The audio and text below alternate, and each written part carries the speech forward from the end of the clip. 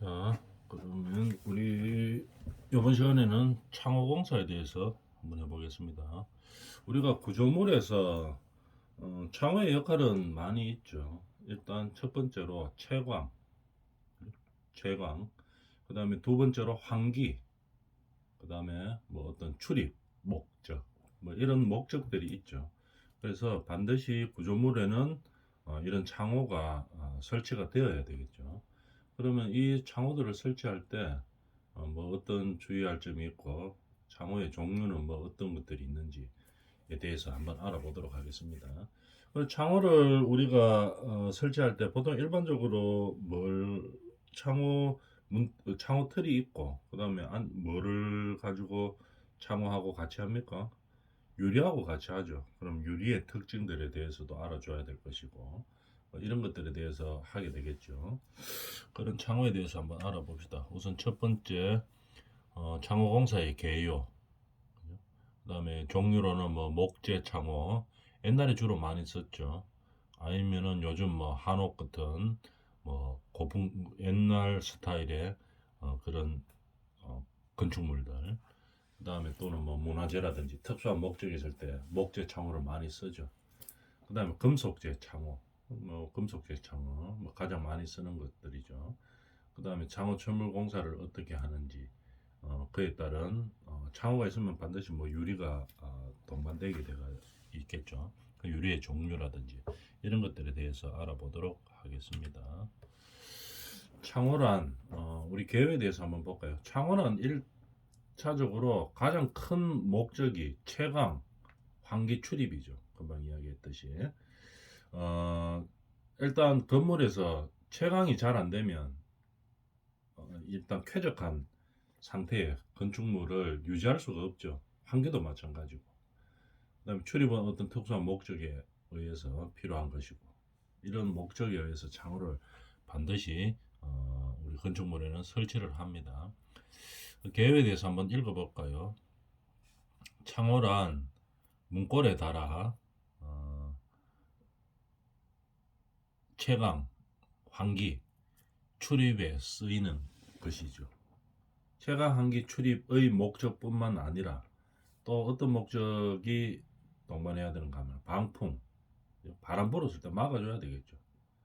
채광, 환기, 출입을 위해서 창호를 설치를 했는데 그냥 채광, 환기만 되고 출입만 되고 방풍, 바람 불면 엄청 춥고 이러면 안 되겠죠.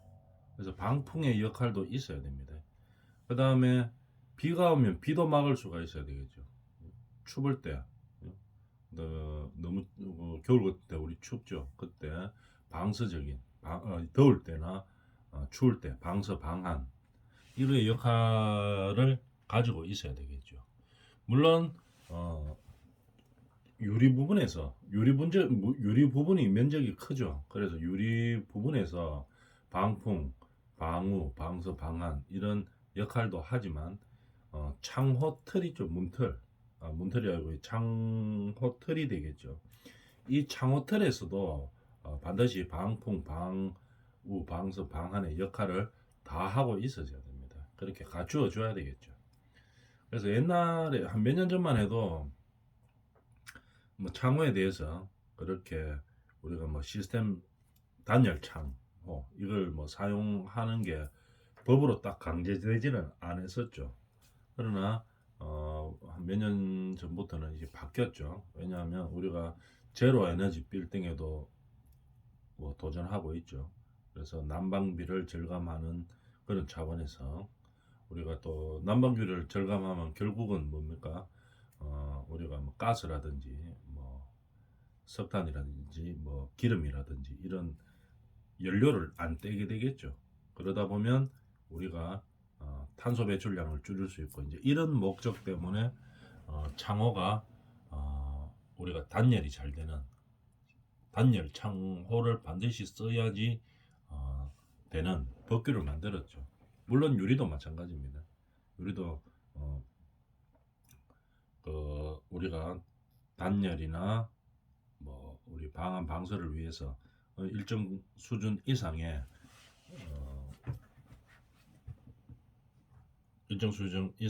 그 성능이 있어야지 우리가 이제 건축물에 사용할 수 있는 허가가 나는 거겠죠. 목적은 뭐 탄소 배출량을 절감하기 위해서 우리가 에너지를 많이 사용하지 않아도 우리가 생활에 필요한 뭐 열이라든지 이런 것들을 이제 뭐 만들어내는 그런 역할을 하기 위해서 이제 만드는 거죠.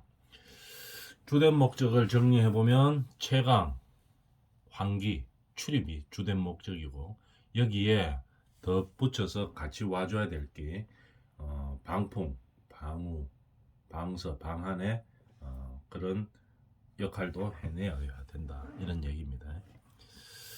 창을 닫음으로써 나타내는 중요 기능이라고 이제 표현을 하는 거죠. 방풍, 방어, 방서, 방한을. 그다음 특정 함유에 편중되지 않고 모든 기능을 충족해야지 된다 이런 얘기입니다. 창호의 특징, 창호에 갖추어야 되는 그런 성능들을 이야기하고 있는 거죠. 그 다음에 창호는 또 뭡니까? 빛과 공기를 조절하는 거겠죠. 그 다음에 외부에 벽이 있는 창은 어떤 그 디자인적인 면 이런 것도 우리가 고려할 수 있고 이렇게 되는 거겠죠. 일단은 빛과 공기를 조절하는 겁니다. 빛이 너무 많으면은 생활하기가 또 불편하겠죠. 그러니까 빛이 너무 많이 들어올 때는 문을 창호를 닫아가지고 빛을 어느 정도 조절하고 또 빛이 너무 없는 상황 같으면 어떻게 됩니까? 문을 열어서 창호를 개방해가지고 빛이 들어오게 한다든지 이런 조절의 역할을 할 수가 있는 거겠죠. 그래서 디자인적인 면도 있고 뭐 여러 가지 이 목적에 의해서 그 구조물의 목적에 의해서 창호는 아주 중요한 그런 역할을 하고 있는 거겠죠. 자, 그 다음에 창호의 분류에 대해서 한번 볼까요? 창호의 재질이 무엇이냐에 따라서 이제 분류를 하는 거겠죠. 목재 창호. 목재도 예전에 뭐 한 20년 전만 해도 우리가 목재 창호를 많이 사용했었습니다. 근데 뭐 예전에는 전부 다 뭐 조선시대 이럴 땐 전부 다 창호가 뭐였습니까? 목재였겠죠. 그렇지만도 이제 자꾸 건축물의 용도와 규모가 자꾸 발전하면서 또 대형화되고 고층화되면서 목재로 쓰기에는 조금 이제 부적합한 그런 부분들이 발생을 했죠. 그러다 보니까 이제 개발된 게 뭡니까? 금속재 창호죠. 그죠? 금속재 창호, 알루미늄 합금, 그 다음에 스테인리스강, 그 다음에 브론즈, 뭐 동 같은 거 이런 것들 많이 썼죠. 예전에 한 30년 전쯤만 해도 우리 요즘은 뭡니까? 시스템 창호를 많이 쓰죠. 시스템 창호를 많이 쓰는데 한 30년 전에 우리가 아파트 같은 데도 보면 뭐 단층 아파트들 많을 때 5층짜리 아파트들 많을 때 보면 샤시들을 많이 우리가 시공을 했죠. 샤시들 많이 시공할 때 보면 스테인리스 뭐 강을 쓰는 경우도 있지만 그보다 조금 더 밑에 급이에요. 알루미늄을 많이 썼습니다. 그죠? 왜냐하면 일단 가볍고 만들기가 쉽죠. 그래서 알루미늄을 많이 사용을 했었죠. 물론 뭐 스테인리스 강을 쓰기도 했었지만은 알루미늄을 많이 사용했었습니다. 그러다가 이제 세월이 바뀌면서 알루미늄보다는 이 시스템 창호 쪽으로 왔죠. 알루미늄은 가볍기는 한데 뭐가 잘 안 됐나 하면은 단열이 잘 안 됐었습니다. 단열이 잘 안 되고 그다음에 또 단열이 안 되다 보니까 뭐 방서, 방한 이거에 대해서 약하죠. 그러다 보니까 단열의 효과를 볼 수가 없는 그런 이제 뭐 제품이었죠.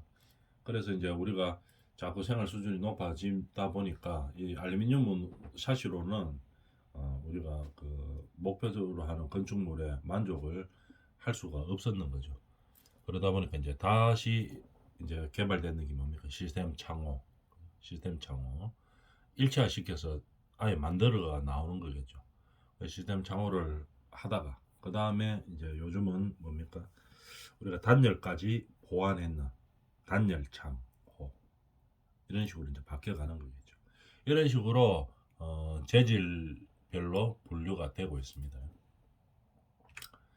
그 다음 형식적인 분류로 보면은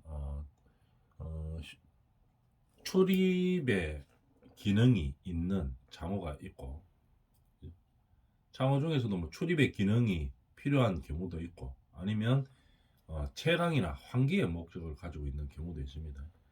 그냥 채광이나 환기의 목적만 필요한 경우도 있고 아니면은 출입 기능이 필요한 경우도 있겠죠. 도어라든지 샷다라든지 샷다 먼저 알죠. 상가 같은 데 올리는 샷다 그런 거 말하는 거죠. 이러다 보니까 창호가 출입의 기능까지 있어야 되는 건지 아니면은 그냥 단순히 채광과 환기만 목적으로 하는 그런 형식인지 이거에 따라서 분류를 할 수 있다는 얘기입니다.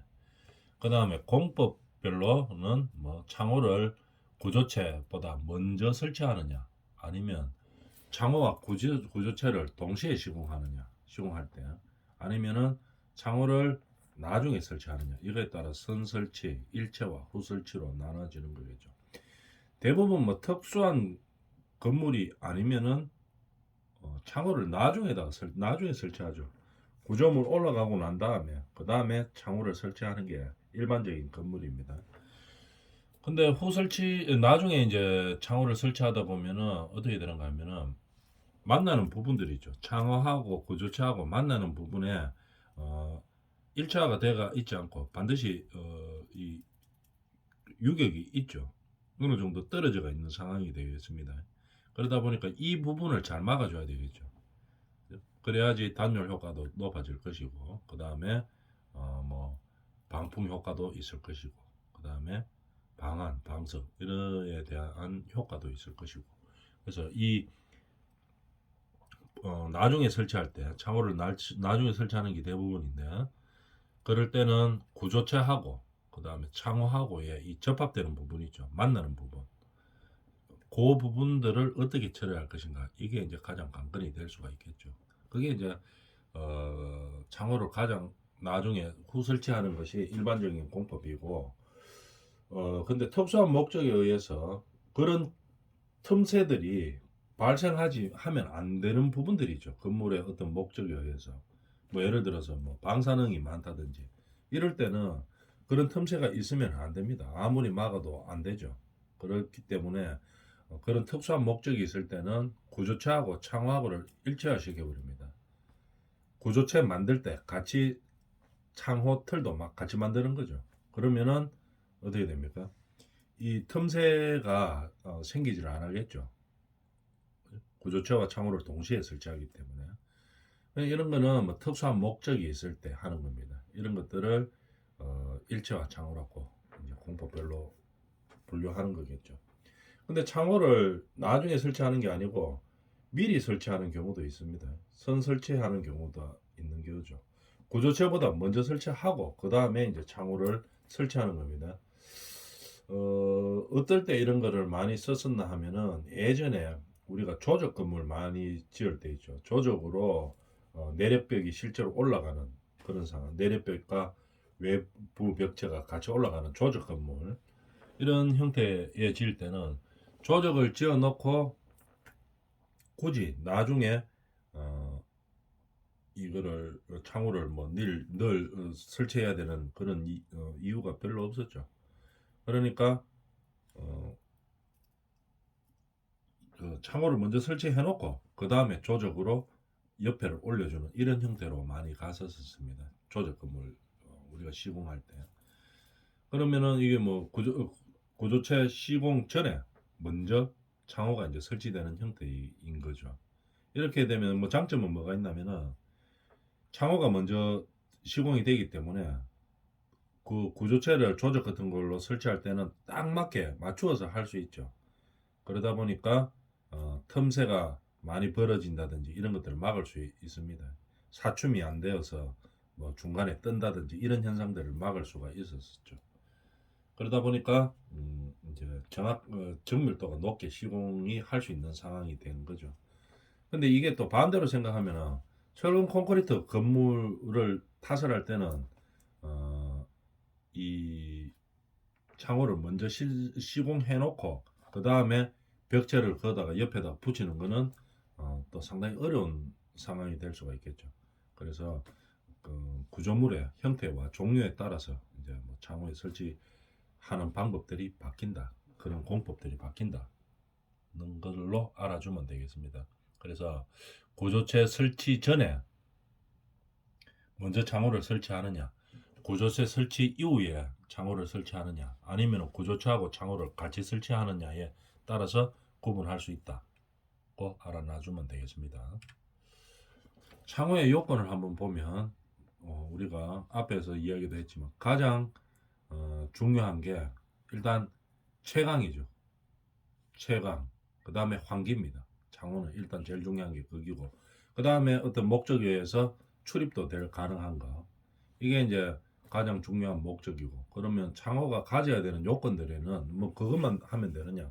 채광만 하고 저거 환기만 시키고 그 다음에 뭐 출입만 시키면 됩니까? 그건 아니죠. 그거는 기본적으로 해야 되는 필요 요건이고, 그럼 창호에 가져야 되는 요건들은 뭐 어떤 것들이 있느냐 이야기했지만, 요즘 가장 이제 이슈가 되고 있는 게 단열성이죠. 단열. 그래서 창호 자체를 단열을 성능을 가진 창호만을 건축 자재로 인정해 주는 거겠죠. 법규를 이제 바꾸었죠. 그래서 단열 성능이 어느 정도 있어, 그 기준치마다 뭐 조례마다 다 다르겠지만 어느 정도 일정량의 단열 성능이 있는 창호를 사용해야지 건물 허가가 납니다. 유리도 마찬가지고. 그래서 전체적인 건축물의 단열 성능을 높여서 우리가 생활하는데 필요한 에너지량을 줄이려고 하는 거겠죠. 단열 성능을 높여서 우리가 뭐 보일러를 많이 뗀다든지 아니면 뭐 에어컨을 많이 튼다든지 이런 것들을 줄여준다는 얘기입니다. 결국은 탄소 배출을 좀 줄이겠다는 얘기겠죠. 그래서 창호 요건에서 단열성이 있어야 되고, 그 다음에 창호는 차음성이 있어야 되겠죠. 우리가 뭐 산속에 집 짓고 사는 건 아니죠. 도로 막 시끄러운 도로 옆에도 짓고 살고 도심 속에 주로 사는 경우가 많기 때문에 차음성이 있어야 됩니다. 바깥에 시끄러운 소음이나 이런 것들이 집 안으로 들어오면은 이 주거에 대한 뭐 만족도가 상당히 떨어지게 되죠. 차음성도 있어야 됩니다. 그 다음에 방화성, 당연히 방화 성능이 있어야 되겠죠. 뭐 집에 화재가 나고 이랬을 때 뭐 그럴 수도 있죠. 화재가 났을 때 뭐 바로 다 깨진다든지 이렇게 되면 안 되겠죠. 그래서 방화 성능도 있어야 됩니다. 그래서 방화 성능도 있고, 그 다음에 또 중요한 거, 비 올 때, 비 올 때 뭡니까, 이 창호 안으로 물이 들어오면 안 되죠. 여기서 물을 다 막아야 됩니다. 그래야지 안쪽에서 생활하는 데는 문제가 없는 거죠. 그래서 수밀성도 있어야 됩니다. 그래서 우리가 방화성을 보면은, 왜 그러면 불이 났을 때 이 유리가 뭐 깨지고 이렇게 하면은 잘못하면 안에 있는 사람 다칠 수가 있죠. 그래서 방화성을 높인 뭐 유리, 창호 유리랑 같이 보는 거죠. 어떤 것들이 있느냐 하면은 제일 우리가 방화 성능이 좋은 것들이 어떤 유리들을 사용합니까? 망임유리 이런 걸 사용하죠. 유리 안에, 유리하고 유리 사이에, 유리 두 장 사이에 뭐가 있습니까? 철사망이 있다고 생각하면 되는 거죠. 딱 붙여놨습니다. 그러니까 화재가 발생했을 때 어떻게 됩니까? 잘 안 깨지고, 깨지더라도 유리가 붙어 있는 거죠.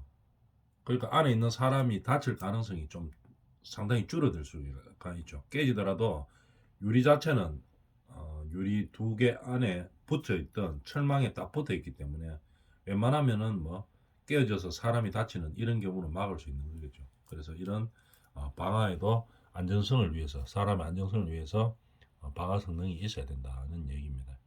수밀성 이야기했다시피 바깥에서 뭐 비가 온다든지 눈이 온다든지 이랬을 때 건물 안쪽으로 이 물이 들어오면 안 되죠. 그래서 막을 수 있어야 된다는 얘기였었고, 또 바람이 엄청나게 많이 부는 날 또는 뭐 엄청나게 추운 날, 이런 날 바람이 안쪽으로 다 들어오면 안 되죠. 건물 안으로 들어오면 사람이 춥고 이러니까 이 주거 수준이 주거 만족도가 상당히 떨어지는 게 되는 거겠죠. 그래서 기밀성이 있어야 된다. 그래서 바깥에 뭐 추운 공기라든지 이런 것들을 막아주는 역할을 하는 거겠죠.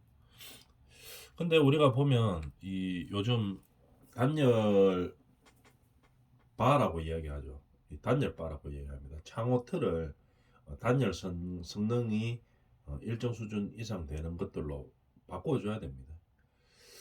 그런데 이쪽에 대해서 아직까지 물론 기술력이 완전하게 올라와 있는 상황이 아닙니다. 이게 뭐 개선된 지가 얼마 안 되기 때문에.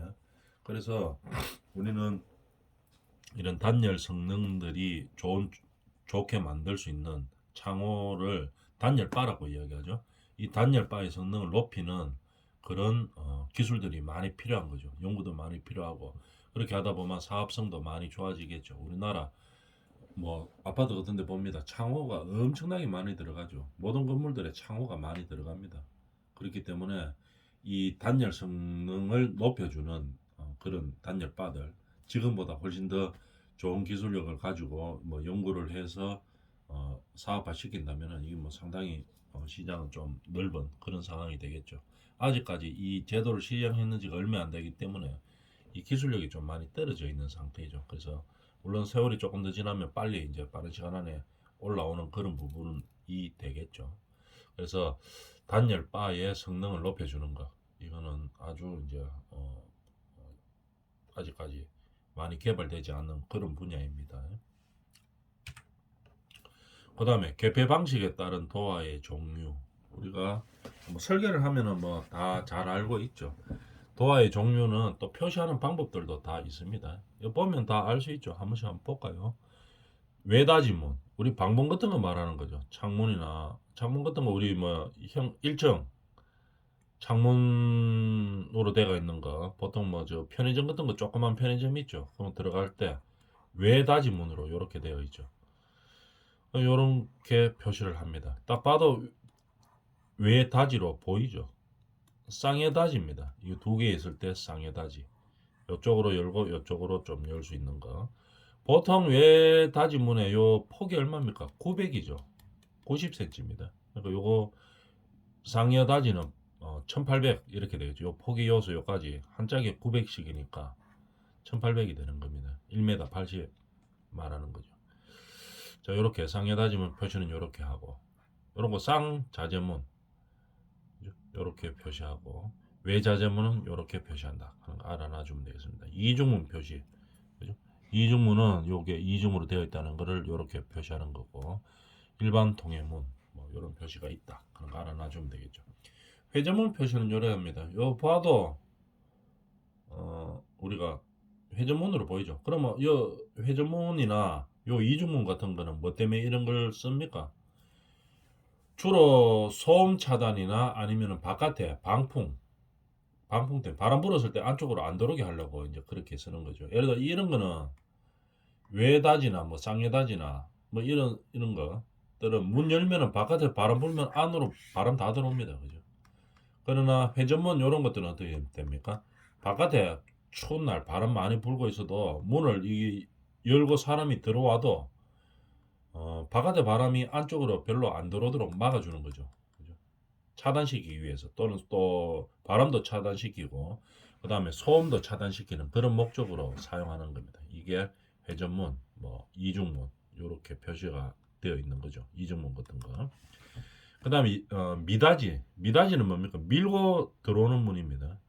우리가 한옥에서 보면은 미닫이 문이 많이 있죠. 양쪽으로 미는 거죠.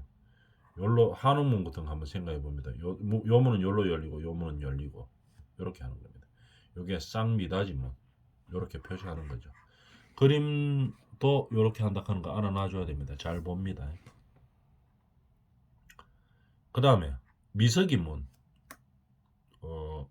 이 미닫이 문은 여기서 이 벽 바깥으로 이쪽으로 들어오는 겁니다. 이쪽으로 일로 밀고 들어오는 거고, 미석이 문은 요 중간이 돼가지고 반은 요로 열리고 반은 요로 열리고 이렇게 되는 거죠. 이쪽으로 열리면 둘 중에 하나가 딱 접히는 거죠. 그러면 완전히 개폐할 수는 없죠. 쌍미닫이를 완전히 개폐하면 요거 한 개 900이라고 보면, 완전히 개폐하면은 1800으로 이 출입구가 확보가 됩니다. 근데 미석이 문은 반만 열리는 거죠. 여기서 여기까지 1800이다 하면 이쪽으로 열면 여기 900이 보이는 거죠.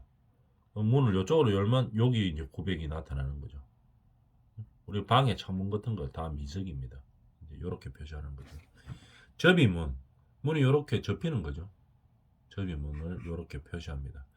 외석이문은 우리가 공간 사이즈가 진짜 안 나올 때, 그죠?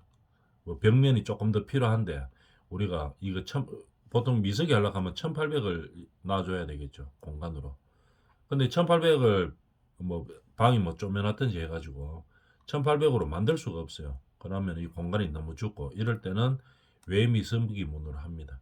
그래서 문을 열면 이 벽 안으로 쏙 들어가는 거죠. 들어갔다가 안쪽으로 들어오는 형태겠죠.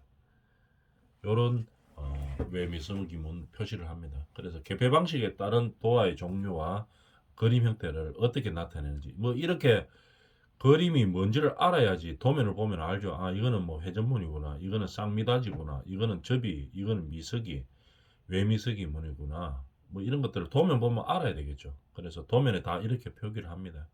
그래서 기호를 알아놔 주도록 합니다. 오늘은 여기까지 합니다.